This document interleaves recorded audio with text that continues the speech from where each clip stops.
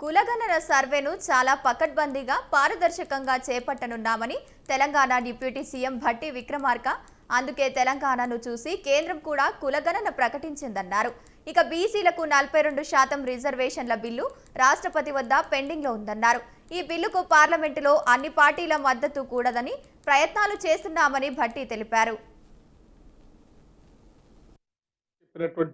ప్రధానమంత్రి నరేంద్ర మోడీ గారు పార్లమెంట్ లో చెప్పిన స్టేట్మెంట్ అటువంటి స్థాయి నుంచి చివరికి తెలంగాణలో చేసినటువంటి ఈ సిపెక్ సర్వే వల్ల దాని అవసరం గుర్తించి చివరికి కాంగ్రెస్ పార్టీకి సంబంధించిన ఈ కార్యక్రమానికి అసలు నాంది అట్లాగే డ్రైవ్ చేసినటువంటి వ్యక్తులు శ్రీ రాహుల్ గాంధీ గారి ఆలోచనని చివరికి నరేంద్ర మోడీ గారు కూడా భారత ప్రభుత్వం కూడా తప్పనిసరి పరిస్థితుల్లో ఒప్పుకొని భవిష్యత్తులో మేము కూడా సెన్సస్ లో భాగంగా కాస్ట్ సర్వేని కూడా ఇంక్లూడ్ చేస్తామని చెప్పి వాళ్ళు ఒక నిర్ణయం తీసుకునేంత స్థాయికి తెలంగాణ రాష్ట్ర ప్రభుత్వం తీసుకొచ్చిందని చెప్పడానికి నేను ఆశిస్తా ఉన్నాను. దీన్ని సంబంధించి ఈ రోజు మనందరికీ తెలిసిందే, స్థానిక సంస్థల ఎన్నికలు దృష్టిలో పెట్టుకొని 42% రిజర్వేషన్ ఇవ్వటం కోసం శాసనసభలో మేము తీర్మానం చేసినటువంటి బిల్లుకి సంబంధించి ఈ రోజు మినిస్ట్రీ ఆఫ్ హోమ్ లో రాష్ట్రపతి గారికి పంపించినటువంటి ఈ బిల్లుకి సంబంధించి కొన్ని రోజులుగా ఆడ చర్చలో ఉంది.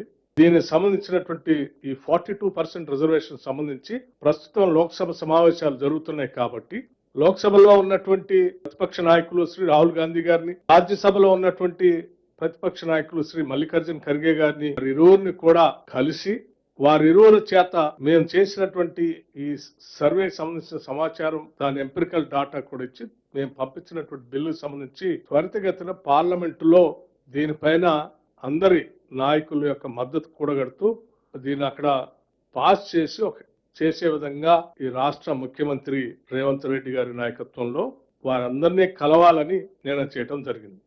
గతంలో ఒకసారి మనం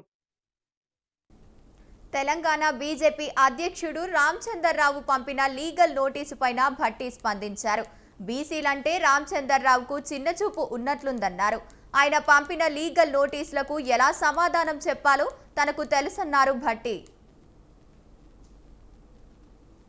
రావు గారికి కొంత భారతీయ జనతా పార్టీ అధ్యక్షులకి కొంత దళితులన్నా బలహీన వర్గాలన్నా కొంత ఎక్కడో చిన్న చూపు ఉన్నట్టుంది. అందుకే వారు పదే పదే ఎప్పుడు ఈ వర్గాల కోసం ఏ రాష్ట్ర ప్రభుత్వాలు ఏదైనా ప్రయత్నం చేసి మేలు జరగ ప్రయత్నం చేస్తున్నా దానికి అడ్డంగా ఏదో మాట్లాడటం వారికి అలవాటు. గతంలో హైదరాబాద్ సెంట్రల్ యూనివర్సిటీలో జరిగిన సంఘటనకు సంబంధించి వారి పాత్ర ఏంటో ఈ రాష్ట్ర ప్రజలకి దేశానికి కూడా తెలుసు. మీరే చెప్పారు, మీరే చేసుకోండి అంటే రాష్ట్ర ప్రభుత్వాలు కేంద్ర ప్రభుత్వాలకు సంబంధించిన వ్యవహారం కానీ మేమేం భారతీయ జనతా పార్టీని మీ పార్టీలో తీర్మానం చేసి దీనికి బిల్లు ఆమోదం చేయండి అని నేను చెప్పలేదు. పార్లమెంట్ లో కేంద్ర ప్రభుత్వం దీన్ని ఆమోదం తెలియజేసి చేయండి అని చెప్తా ఉన్నాం. బహుశా దాన్ని అర్థం చేసుకోవటంలో వారికి ఏదైనా పొరపాటు ఏమైనా ఉందేమో అని నా అనుమానం.